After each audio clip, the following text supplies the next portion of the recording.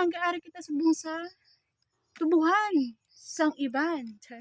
So lantaw naton no kay uso ko no ang RSI nga insekto. Lantaw naton kung naapektuhan ang tubo ta.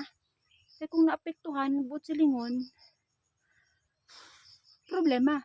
Pero kung wala kung wala naapektuhan, thank you Lord. So lantaw naton kung naapektuhan kay kung wala na siya naapektuhan but silingon ang epekto ari sa utok ko nagkadto hindi sa tubo.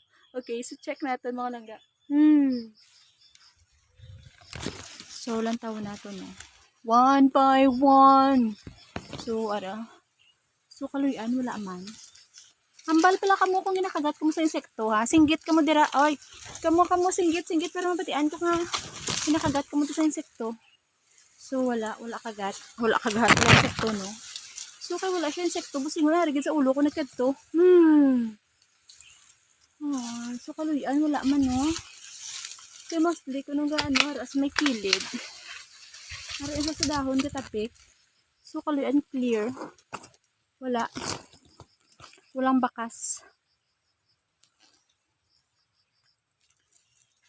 Thank you. Wala. So, kamuha mga tubo. Shout out sa inyo tanan. Paninguha. Paninguha kamo mga dagko. Magtaas atong purisa. Magtaas ang aton nga pagwa. Kaya nga nalubong ko subong sa kautangan. Maluoy man kamuha.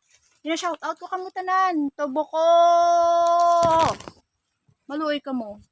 Paninguha kamo. Kay damo ko utang. Okay? Sindihan na ita. Daman nyo lang ha.